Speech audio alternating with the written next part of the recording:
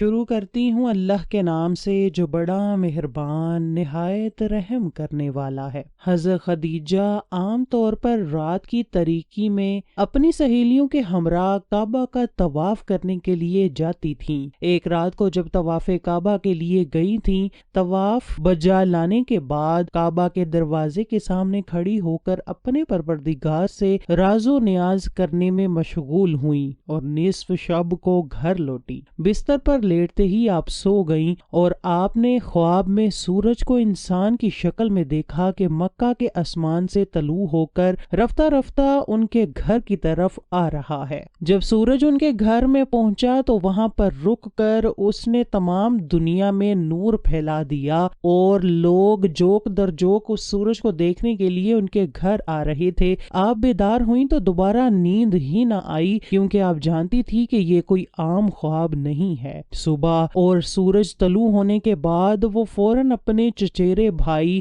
ورقہ بن نوفل کے گھر گئیں اور جو کچھ خواب میں دیکھا تھا اپنے من و عن ان کے سامنے بیان کیا۔ جو ہی ان کی بات ختم ہوئی، ورقہ بن نوفل کے چہرے پر ایک خوبصورت مسکراہٹ رونما ہوئی اور انہوں نے حضرت خدیجہ سے مخاطب ہو کر کہا، مبارک ہو تم پر اے میری چچا زاد بہن، اگر تمہارا خواب صادق ہوا تو نور نبوت تمہارے گھر آئے گا اور تمہارے گھر کا نور تمام عالم کو منور کر دے گا۔ ناظرین گرامی، حضرت خدیجہ کے چچیرے بھائی ورقہ بن نوفل بن اسد اپنے زمانہ میں جزیرۃ العرب کے ایک مشہور دانشور اور خدا پرست راہب تھے۔ ان کو آسمانی کتابوں کے بارے میں کافی علم تھا اور عربستان میں دوران جاہلیت کے 4 مشہور عابدوں میں سے ایک شمار ہوتے تھے۔ آپ لوگوں کو آخری نبی کی نشانیاں بتایا کرتے اور یہ بھی بتاتے کہ ان کی بعثت کا وقت قریب ہے۔ حضرت خدیجہ گہری سوچ میں پڑ گئی تو نور نبوت کیسے ان کے گھر آئے گا اور ان کے گھر کیسے تمام دنیا کے لیے نور کا مرکز بنے گا۔ حضرت خدیجہ ایک مدت تک اس خواب کے بارے میں غور و فکر میں مشغول تھیں اور اس کی تعبیر کا انتظار کر رہی تھیں۔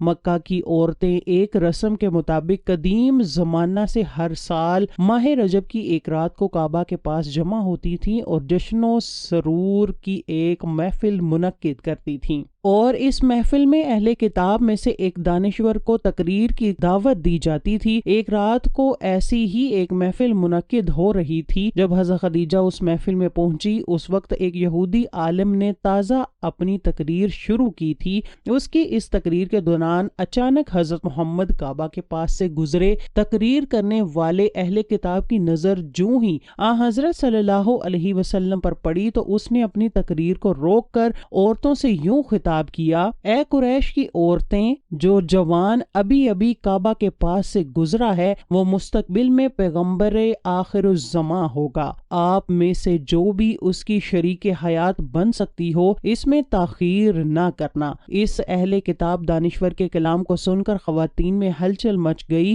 ان میں سے بعض عورتیں اس دانشور کے کلام پر ہنستی تھیں اور بعض عورتیں مذاق اڑاتی تھیں اور بعض عورتیں اس کو برا بھلا کہتی تھیں۔ بہرحال محفل شور و غل اور ہلچل سے دوچار ہوئی اور عورتیں متفرق ہو گئیں۔ حضرت خدیجہ گھر چلی گئیں اور اپنے خواب اور یہودی عالم کی باتوں میں ربط تلاش کرنے لگیں۔ اگلے دن حضرت خدیجہ نے اپنی کنیز کو اس یہودی دانشور کے پاس بھیجا اور اسے اپنے گھر آنے کی دعوت دی۔ یہ اہل کتاب دانشور جب حضرت خدیجہ کے گھر پہنچا تو حضرت خدیجہ نے اس سے سوال کیا کہ اے دانشور، آپ نے کیسے سمجھا کہ محمد خدا کے پیغمبر ہیں؟ یہودی عالم نے جواب میں کہا، میں نے ان کی صفات کو تورات میں پڑھا ہے۔ تورات میں آیا ہے کہ پیغمبر آخر الزماں کے ماں باپ ان کے بچپن میں دنیا سے چلے جائیں گے، ان کی کفالت پرورش اور حفاظت ان کے جد کریں گے اور وہ قریش کے ایک خاتون سے شادی کریں گے جو اپنی قوم کی عظیم خاتون ہوں گی اور اپنے قبیلہ میں امیر اور صاحب تدبیر ہوں گی۔ اس کے بعد اس یہودی دانشور نے حضرت خدیجہ سے مخاطب ہو کر کہا، اے خدیجہ،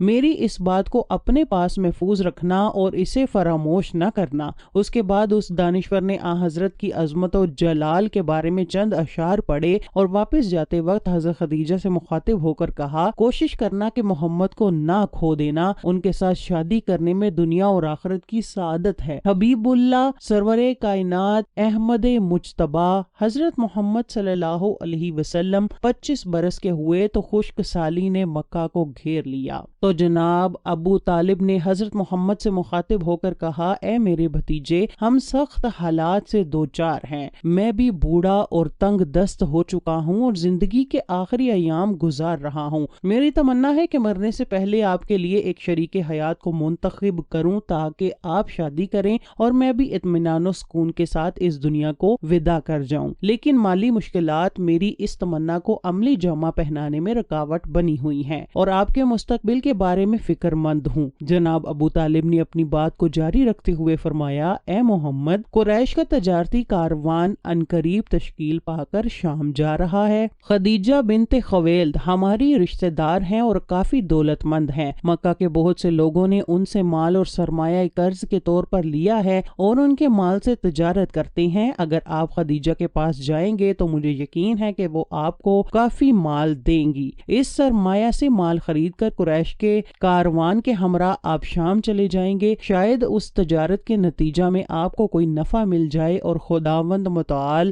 ہماری زندگی کی بعض مشکلات کو حل کر دیں۔ دوسری طرف حضرت خدیجہ بنت خویلد کے پاس رسول اللہ کی صداقت و امانت کی خبریں متواتر پہنچ رہی تھیں۔ ابھی چچا ابو طالب کے ساتھ رسول اللہ کی باتیں جاری تھیں کہ حضرت خدیجہ کے غلام یہ پیغام لے کر آیا کہ خدیجہ آپ کو اپنا مال دے کر تجارت کے لیے شام بھیجنا چاہتی ہیں اور وہ فرماتی ہیں کہ جتنا معاوضہ وہ دوسروں کو دیتی ہیں آپ کو اس سے دگنا دیں گی۔ اس پر ابو طالب نے آپ کو کہا کہ یہ وہ رزق ہے جو اللہ نے تمہاری جانب کھینچ کر بھیجا ہے۔ اس کے بعد آپ صلی اللہ علیہ وسلم قافلے کے ساتھ شام کی طرف روانہ ہوئے، آپ کے ہمراہ حضرت خدیجہ کا غلام میسرہ بھی تھا۔ جب قافلہ شام کے شہر بصرہ میں پہنچا تو وہاں نستورہ راہب نے آپ صلی اللہ علیہ وسلم میں نبوت کی علامات پہچان کر آپ کی نبی آخر الزماں ہونے کی پیشن گوئی کی۔ دوسرا اہم واقعہ یہ پیش آیا کہ جب آپ نے تجارتی سامان فروخت کر لیا تو ایک شخص سے کچھ بات چیت بڑھ گئی، اس نے کہا کہ لات اور عزا کی قسم اٹھاؤ، تو حضرت نے فرمایا کہ میں نے کبھی ان دونوں کی قسم نہیں کھائی، میں تو ان کے پاس سے گزرتے ہوئے ان سے منہ موڑ لیتا ہوں۔ اس شخص نے یہ بات سن کر کہا حق بات تو وہی ہے جو تم نے کہی۔ پھر اس شخص نے میسرہ سے مخاطب ہو کر کہا خدا کی قسم یہ تو وہی نبی ہے جس کی صفات ہمارے علماء کتابوں میں لکھی ہوئی ہیں۔ تیسرا واقعہ یہ پیش آیا کہ میسرہ نے دیکھا کہ جب تیز گرمی ہوتی ہے تو بادل نبی اکرم کے اوپر سایہ کر رہے ہوتے ہیں، یہ سب کچھ دیکھ کر میسرہ تو آپ صلی اللہ علیہ وسلم سے بہت ہی زیادہ متاثر تھا۔ واپسی میں دوپہر کے وقت جب واپس پہنچے تو حضرت خدیجہ نے اپنے بالا خانے میں بیٹھے بیٹھے دیکھا کہ نبی اکرم اونٹ پر بیٹھے اس طرح تشریف لا رہے تھے کہ بادل نے صرف آپ پر سایہ کیا ہوا تھا۔ حضرت خدیجہ اور ان کے ساتھ بیٹھی ہوئی عورتوں نے یہ منظر دیکھ کر بہت تعجب کیا۔ قافلہ رکا تو میسرہ حضرت خدیجہ سے ملنے گیا اور سارے سفر کی رودات سنائی۔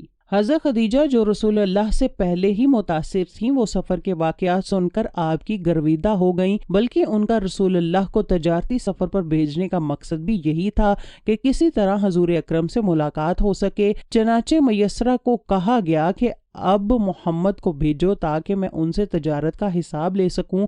نبی رحمت جب حضرت خدیجہ کے پاس آئے تو آپ کا روشن چہرہ دیکھ کر حضرت خدیجہ دھنگ رہ گئیں اور بے ہوشی کا عالم طاری ہو گیا۔ اسی دوران رسول اللہ نے سارا حساب تجارت کیا اور واپس تشریف لے گئے۔ جب آپ صلی اللہ علیہ وسلم چلے گئے تو تب حضرت خدیجہ ہوش میں آئیں اور میسرہ سے پوچھا کہ محمد کدھر ہے؟ میسرہ کہنے لگا کہ وہ تو آپ کو سارا حساب دے کر چلے گئے ہیں۔ خیر حضرت خدیجہ نے اپنے مال میں ایسی امانت و برکت دیکھی جو اس سے پہلے کبھی نہ دیکھی تھی۔ مال کی خرید و فروخت کا حساب دیکھا تو منافع دگنے سے بھی زیادہ تھا۔ آپ نے فوری اپنے غلام میسرہ کو رسول کے پیچھے بھگایا اور طے شدہ معاوضے سے بھی 2 گنا منافع حضور اکرم کو بھیج دیا۔ حضرت خدیجہ بہت زیادہ دور اندیش، مستقل مزاج، شریف، باعزت اور مالدار عورت تھیں۔ انہوں نے آپ سے نکاح کا فیصلہ کر لیا اور اپنی سہیلی نفیسہ بنت میہ کے ہاتھ رسول اللہ کو نکاح کا پیغام بھجوا دیا۔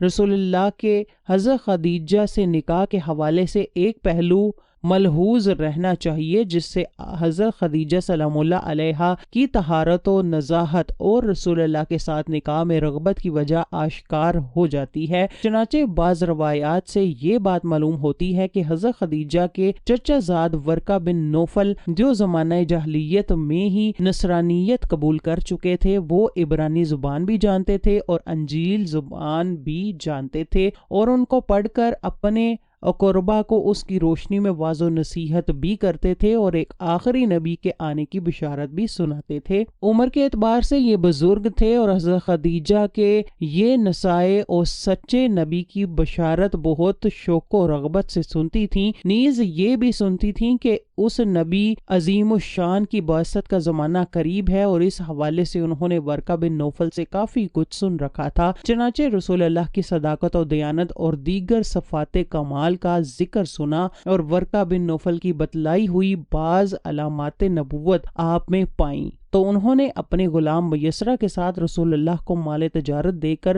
اسی لیے بھیجا کہ آپ کے تجارتی و مالی معاملات اور سفر میں آپ کے اخلاق و عادات کا مزید مشاہدہ کر سکیں۔ اس لیے بعض روایات میں ہے کہ انہوں نے غلام کو ہدایت کی تھی کہ سفر کے تمام واقعات نوٹ کریں اور واپسی پر پوری تفصیل بتائیں۔ اسی ہدایت کی روشنی میں غلام نے آپ کی برکت وغیرہ کے حوالے سے جن کمالات کا مشاہدہ کیا تھا وہ سب تفصیل بتا دی تھی۔ اس سے حضرت خدیجہ کا ظن غالب ہو گیا اور اللہ تعالیٰ کے آخری رسول یہی ہیں، اور انہوں نے یہ سوچا کہ اس سے بڑی سعادت کیا ہوگی کہ آپ کی زوجیت کے رشتے سے منسلک ہو جاؤں۔ چنانچہ صدیقہ طاہرہ و مطہرہ ام المومنین حضرت خدیجہ نے بالواسطہ آپ صلی اللہ علیہ وسلم کو پیغام نکاح بھیج دیا۔ آپ نے اپنے چچاؤں کو مذکورہ رشتہ کے سلسلہ میں آگاہ فرمایا، جس کے بعد آپ کے چچا حضرت حمزہ رسول اللہ کے ساتھ حضرت خدیجہ کے والد خویلد بن اسد کے پاس رشتہ لے کر آئے۔ بمطابق روایت ابن اسحاق مبرد و دیگر کے قول کے مطابق حضرت خدیجہ کے والد کا انتقال ہو چکا تھا۔ حضرت حمزہ رشتہ لے کر حضرت خدیجہ کے چچا عمرو بن اسد کے پاس تشریف لائے۔ رشتہ طے پانے کے بعد نبی آخر الزماں اور حضرت خدیجہ کے نکاح کی تقریب حضرت خدیجہ کے گھر میں منعقد ہوئی۔ جناب ابو طالب کے خطبہ نکاح پڑھنے کے بعد حضرت خدیجہ کے چچا زاد بھائی عمرو بن اسد نے حضور اکرم کی شان میں یہ جملہ کہا: یہ محمد بن عبداللہ عالی نسب اور معزز جواں مرد ہیں، اور حضرت خدیجہ کا نکاح آپ سے کر دیا۔ اس نکاح کا مہر 12.5 اوقیہ چاندی مساوی 500 درہم طے ہوا۔ آج کل اس کا وزن 131 تولہ 3 ماشا چاندی بنتا ہے۔ آپ صلی اللہ علیہ وسلم نے اپنی تمام ازواج مطہرات اور صاحبزادیوں کا مہر یہی رکھا سوائے ام المومنین حضرت ام حبیبہ کے۔ آپ کا مہر شاہ حبشہ نجاشی نے اپنے پاس سے کئی گنا زیادہ ادا کیا تھا۔ نکاح کے بعد آپ نے ولیمے کا اہتمام فرمایا اور اونٹ ذبح کر کے لوگوں کو دعوت کھلائی۔ شادی کی پہلی رات حضرت خدیجہ حضور سے ہم بستر نہ ہوئیں، بلکہ پوری رات شکرانے کی عبادت